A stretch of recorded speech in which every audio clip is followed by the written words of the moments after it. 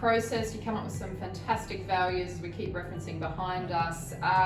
Sometimes businesses go through these processes and they do all this work, they get laminated and they get put in a drawer to be forgotten forever. That's definitely not the case in ClubLinks, I can definitely attest to that.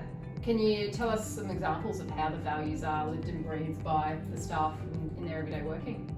Yeah, good one, Sarah, because we do absolutely live them throughout the whole business, and that's what we do that from there's a few areas. So from a recruitment point of view, from a staff appraisal point of view, and also in an induction. So I'll have an induction with the new employees as well, and within that process, I'll say to them that part of the values are, you hit those 4 values in this business, you'll have a great time here. So that's what we expect of, you can expect of me, I can expect of you, everyone can expect of each other. That we've got these values, hit those 4, and beyond that, bring your own personality. So that's the message everyone gets told straight away. From a recruitment point of view, we put that in our job ads for the start, and where we're able to, we've tried to make sure they're all put in colour, the colour's in line with what they are, so they stand out, funny enough, on the job ad.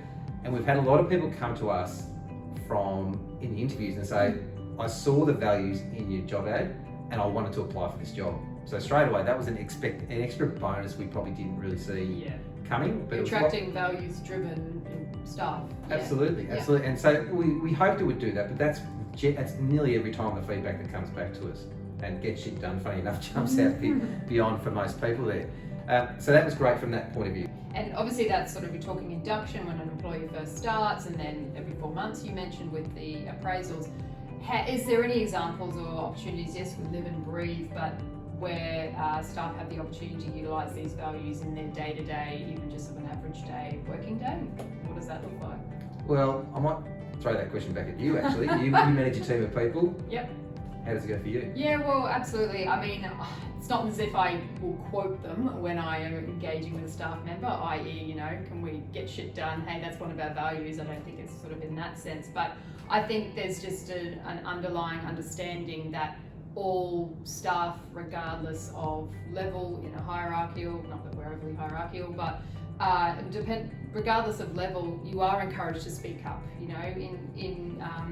in group meeting situations, particularly with senior leaders. Sometimes it can be, I'm sure, a bit intimidating to want to put forward your point of view, but if you've got then the backing of, to speak up or get shit done or being awesome, as you're backing, no one's ever going to then question that if you're wanting them to contribute. So I've definitely utilised that, or had that back in my head when I've gone to walk in and have a conversation with yourself or one of the other senior leaders, and thought, well, you know what, that is our values, that's what we live and breathe. I feel comfortable now in having those conversations. So yeah, absolutely. And we encourage that, right? And that's really good to hear. So, and that's what they're there for, to help people feel they can do that. Within that induction, which I mentioned before, I encourage people, especially on that first value about you're proactive to find a better way. When someone starts in the business, they have fresh eyes, and so many businesses, we're guilty of this as well, we're doing a process because we've always done it that way for many years. Now someone who new comes into the business goes, well, I've worked somewhere else and we did it in 2 steps rather than 5. So I encourage, please come to us and tell us what we can do better as a business.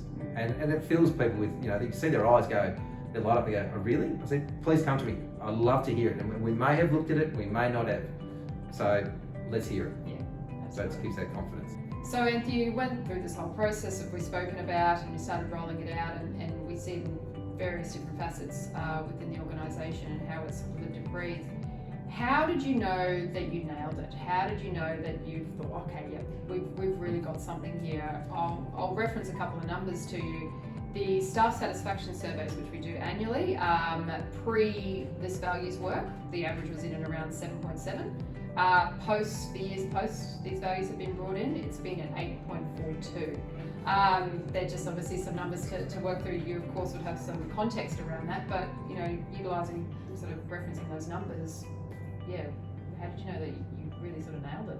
Well, yeah, and those numbers, I don't think they're a coincidence that they've worked in. So off the back of that, we knew who we were, and so we started acting like who we were, and people resonated with that. So our culture lifted straight away. You could see that, and that's the measurement of that. But you could feel that around the building, around the floor, around all the sites as well. So the interaction was so much stronger. Our performance was so much better. So we were always performing well at sites, but it just felt like we were kicking into gear across the whole business, and you just felt like that energy, which is part of the values, had lifted, and we started talking about ourselves more positively, and because we were coming to work with more smiles on our faces. So that was a general feeling piece. The numbers you called out actually validated that once we put those in place. We knew we nailed it because from that we knew the business was humming. You just got that sense of people enjoying coming to work. We got some external validation off that as well. We'd have an annual catch up with the CEO of the Centennial Parklands Trust at the time, a fellow named Kim Ellis. We showed him just a matter of course of a regular catch up, just something updated from our business. Here's our new values. And he looked at them and said, they are fantastic. He said, and he looked at his team and said, we've got to get some of these. We've got to go on that path and get this done as well. And we're sitting there going, wow, that's just the values that we've put together for ourselves. And it gave us some confidence off the back of that. Right, and to finish us up, I'm just really interested to hear some advice you might have for other organisations. You've obviously been very successful, as validated by some pretty impressive people in the industry and outside of the industry. Do you have advice for other organisations or businesses who might be considering going down the track of investing time, potentially money, and efforts into improving their values? I do. So I would say, have a look at your values. If you've got a set of values there, have a look and think, what are they? Are they the old-fashioned integrity, honesty, which might be fine for you, but have a look at them and assess, are they the right things for who we are right now as a business? We all evolve over time. We might have values from 10 years ago. Are they still current? Are they driving your business forward? Because the benefit we got out of our values, I can't speak enough, we're talking about it here, but I can't speak enough of how that's improved our business. If you've got a set of values that look like that, like a safety demonstration card, have a go and try and have a chat internally about whether you can drive that better, because the recruitment work, the performance work, the benefits we've got out of this are well beyond what we expected we would, and that's what's helped drive our business further.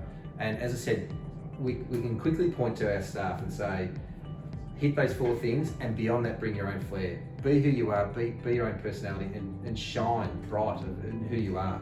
So that gives people the confidence and the autonomy and authority to be who they are, and we love that.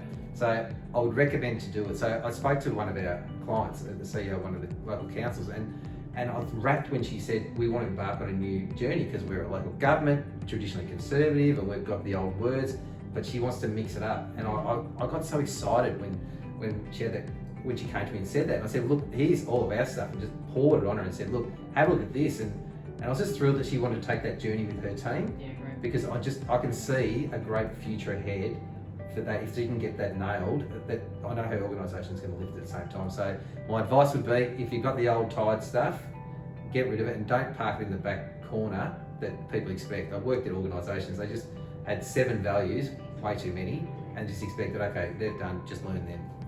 Live them. That's the best thing we've done, and it's changed our business. Fantastic advice. Thanks, Anne. Thank you, Sarah. Thanks, great to be part of the series again.